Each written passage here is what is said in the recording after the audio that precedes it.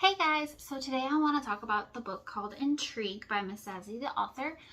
It is book 2 in her Turner family series, and it kind of explains how everybody in the family fell in love.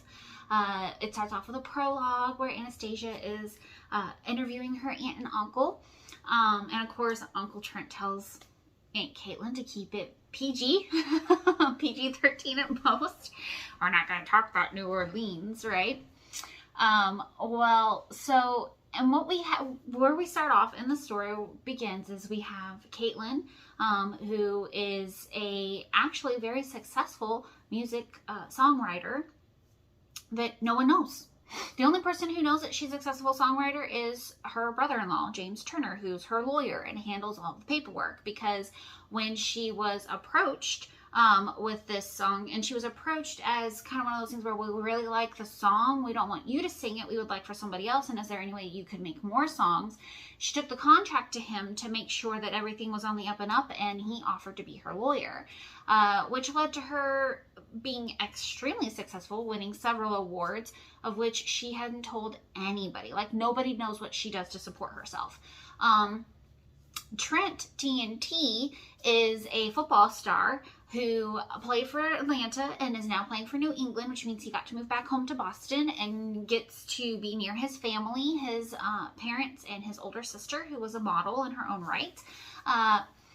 And his half-sister, which his family didn't know about until he was like in his teenage years or even an adult, because she was a child that was born from a previous relationship his dad had before he met and married his mom, and the mother, for whatever reason, had not told his dad that she was pregnant at the time.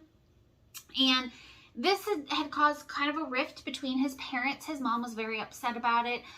She didn't want to talk about Erica. She didn't want to include Erica. She didn't want to hear about Erica's children, which caused his sister to be very, very upset with her mom, because it wasn't Erica's fault that she was born, and her dad didn't do anything wrong, and she couldn't understand why her mom was taking this out on people who had no control over it, right? Well, things kind of turned around at that point for TNT, because he started, he went to this birthday party with his Turner friends, and that's where he saw Caitlin for the first time, and he thought years. Like, in his mind, he hadn't seen Caitlin since he had left to go play football. And the last time he saw her, she was going through a goth phase and was very, a gawky kind of teenager. And now here's this gorgeous, beautiful woman before him. And oh my goodness, what happened to her? And what have I missed out on, right? Well, of course, his buddies warned him away because Caitlin has kind of had a rough couple of years. She got pregnant and had a baby, and her father demanded to know who the father was. Caitlin refused to reveal who the father was, and that led to her father basically excommunicating her from his church, because he was a Reverend Winters. It caused a rift in her family. Like, she still talks to her parents, but she doesn't really spend a whole lot of time with them, doesn't associate with them if she doesn't have to. There's a kind of she holds her sister at arm's length, because her sister seemingly took her father's stance, and so Caitlin felt really hurt that no one had stood up for her, right? And in her mind, if anybody was going to defend her, it should have been her sister. And Caitlin's always kind of struggled with her sister. She kind of viewed her as like this perfect older sibling and felt like she could never measure up to Casey's perfectness, which I feel for her on that. Like, that it's hard. It's hard to constantly compare yourself to someone else, right? Well, Trent gets interested, and he wants to have, a relationship with Caitlin, and so he takes her out on a date, and it includes Mikey, and it's a lot of fun. And then on their second date, he flies her to Ohio in his private jet. And he's not just rich. His dad's a congressman. His family is rich. So it's not just him. There's other people. Well, he flies her to Ohio. They go to dinner at this diner. It has, like, supposedly the best corned beef. And never actually get to eat, because he starts asking her about Mikey's dad. And it's not because, like, he's, nosy or anything. He wants to make sure that if he's getting serious about Caitlin, that some guy is not going to show back up, and Caitlin's going to have feelings for him, and he's going to lose her because he's Mikey's dad, right? And Caitlin gets mad at him. And I mean, this is not like your normal, oh my gosh, I can't believe you're encroaching on my business kind of mad. This is, I don't understand why you're asking these questions. You should know the answer to this. Like, refuses to speak to him, right? So she calls her best friend Harmony afterwards, and she's fuming. Why is he asking these questions, Harmony? Plot twist. Trent is Mikey's dad. And as far as Caitlin knows, Trent knows he's Mikey's dad and has refused to have anything to do with him. Why? Well, flashback to when Trent was playing for Atlanta. Him and a couple of his teammates went to New Orleans to party in between games, and that weekend just happened to be the weekend that Caitlin was also in New Orleans with some friends from college. They'd all dressed up in like glittery outfits, and she was wearing green glitter and had paint and stuff on her face. And when they ended up in the VIP section of this club, she recognized Trent. He did not recognize her. And they ended up hooking up.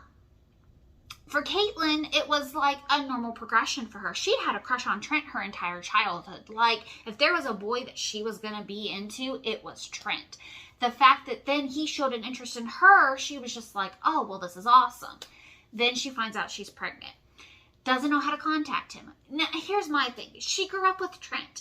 My first thought process would have been to have called one of the Turner boys who were Trent's friends and been like, hey, so this situation, especially James. James was her lawyer. Like, all she had to do was say to James, hey, James, Trent's Mikey's dad. Is there any way we could get a hold of him? James is her brother-in-law. Like, come on, right? Super frustrating. But that doesn't happen. She decides to go through, I guess you would call it the proper channels. And I think, honestly, she went this route because she didn't want anyone to know until Trent himself was aware. And so she contacted his agent. His agent demanded a paternity test, which she agreed to, which then came back that, yes, Trent was Mikey's dad. And the agent basically said, you know what? And she got a letter back, like it was from Trent, saying that he wasn't interested in being a father, and here's $800 a month. Go on your happy merry way. $800 a month?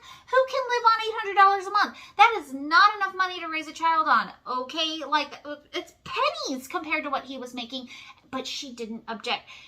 And for her, it was a lot of hurt, a lot of anger that, like, he had just rejected her. He rejected her son. It didn't jibe with her idea of Trent, right? Well, then, she calls her best friend Harmony, and Harmony goes, not so fast. And she's like, what do you mean not so fast? And Harmony is like, think about it. You contacted the agent. The way that Trent's acting, he doesn't know Mikey's his. He has no idea. For all you know, the agent and the lawyers handled it and never told him. Mind blown. So now Caitlin feels bad because she ruined the date. She got upset, and Trent didn't even know what he'd done wrong. So she tells him she needs to talk to him, right? Well, he gets over to her place. He has all the letters and everything set out, gets ready to reveal to him that he's Mikey's dad, and he gets a phone call. His agent Simon had a heart attack, and Trent needs to go to New York to be there with him in the hospital because his soon-to-be ex-wife and Trent's mom are in Colorado Springs, stuck in snow, can't get to him. So Trent has to leave. Does not have a chance to hear what Caitlin has to say, gets to New York, right? So now it's kind of like, who's going to tell him first? Is Simon going to admit to what he did to protect Trent? Or is Caitlin going to get a chance to tell Trent first? And here's the thing. Caitlin doesn't want to tell him over the phone. She wants to tell him face to face because she feels now she feels guilty, and she wants to tell him face to face. So over the course of those 2 weeks, he does manage to get into the room to see Simon. At one point, Simon never gets to tell him. Simon says he's sorry, but before he can tell him what he's sorry for, he flatlines, passes away. So then it's, having to deal with funeral arrangements. He's going to have to get a new agent. Well, Simon's assistant contacts Trent and says, hey, boss, so I just wanted to let you know there's something funny going on with some of the accounts. I'm afraid that some money is going where we don't know where it's going. Do you want me to look into it before you hire a new agent? And Trent starts to get worried. Was Simon embezzling from me? Like, was he taking money? What was going on? So he was like, okay. He said, yeah, look into it for me. Keep me posted. At the same time, Caitlin is, you know, back home trying to figure out what to do. She would like to repair her relationship with her sister, but she doesn't know how to do it. And Casey, at the same turn, would like to repair her relationship with Caitlin, but she doesn't know how to do that either. Like, neither one of them know how to reach across the aisle to each other, and they're both struggling to talk to each other about that, right? So Trent ends up finally, you know, making it back home. At some point in all of this, he does go see his half-sister Erica and her kids after basically his older sister makes him feel guilty for, you know, well, and it's meeting her baby girl for the first time, like after she had her baby, and he kind of holds her and he realizes that he has 2 other nephews that he's never met that don't even know he exists, and he feels guilty about that, right? So he shows up at their place, you know, coming over for dinner, has presents, gets to hang out, realizes that he's really missing out on being a part of Erica and her kids' lives. At the same time, he pulls Trevor aside at one point, and he says to Trevor, he's like, hey, so I know you're a private investigator, and I was wondering if you could look into Mikey's dad for me, because I just want to make sure that if I'm falling in love with his mom and we're going to be something special, I want to make sure that, like, no one's going to come out of the woodwork and demand Mikey or try to take her away from me. And that's when Trevor reveals that Reverend Winters had come to him 3 years prior asking the same thing. And he's like, I haven't really gone and done more research because I feel like it's not anybody's business. And so I'm not really working really hard on it. And I'll let you know if I decide to go any further. And Trent respects that because, you know, it is Caitlin's business. It's, if she doesn't want to tell him, she doesn't want to tell him, right? Well, fine. He's stuck in New York. Caitlin hasn't been able to tell him. She invites him to Mikey's birthday party. And he promises he's going to be there. I'll be there. I promise, right? And so she's just kind of, well, don't feel pressured. I don't want you to feel like you have to. And he's like, no, I promise. I'm going to be there. Like, I will. So that's when the accountant pulls, you know, the assistant calls him up and said, or he goes into the office. And the assistant says, so I was able to find, you know, where the money's going. He said, it's really, really well hidden. He said, I was able to find some old documentation, an old paternity test. It looks like you are a father. Well, now Trent's mad at Simon because Simon kept this from him. He said, I would have never have acted like this towards my own child. Like, I can't believe that he kept it from me. Do you know who she is? And he's angry that Simon was only giving her $800 a month. Like, that's not enough money. And the assistant was like, well, I don't have any more information than the address and the name that the money was going to. And of course, when he sees the name, it all clicks. He knows. So then we flash forward to, and that's when he figures out that Caitlin is his Tinkerbell, who, by the way, he's had dreams of ever since having, you know, hooked up with her in New Orleans. Flash forward to Mikey's birthday party, and Caitlin's father is just going off and being a jerk and just not letting go of the fact that she won't reveal who the father is. And from across the room, Trent's booming voice is just, there's no need for that. And it's like, what's going on here? And Trent was like, his father is here. And it's at that point that, like, Caitlin's kind of shocked because how does Trent know? And Reverend Winters is sputtering because now he looks like a jerk. And so it just kind of all falls in place at that point where, like, Trent walks up and was like, I'm his father. You have no right to speak to her like that. You will no longer treat her this way. Like, just kind of lays down the law of the land. And you're just sitting here going, go Trent, go Trent. Oh yeah, oh yeah. Don't mind my white girl dance. I'm like, super excited, right? And it's at that point that Caitlin is like, I wanted to tell you, I didn't know you didn't know. And he was like, oh, if Simon wasn't dead, I would have punched him. Like, I can't believe he did this to you. And it just kind of falls into a point where they you know, realize that they have feelings for each other and that they care about each other and they want to be a family. And then we get to see the wedding, which super cute. Her dad walks her down the aisle. He's now super accepting. Honestly, she's a way nicer girl than I am. Like, if my dad had treated me like that and acted the way he had and basically excommunicated me and had all of his church members glaring at me every time I saw them, would be a long time before I would forgive him, and I probably would have not been okay with the way he had acted, and I probably wouldn't have been as nice to him as she was. But her and Casey were able to repair their relationship, and Casey basically, she apologized. She said, I didn't understand. She was like, I didn't realize that you felt that way, that you felt that I had betrayed you. That was not my intention.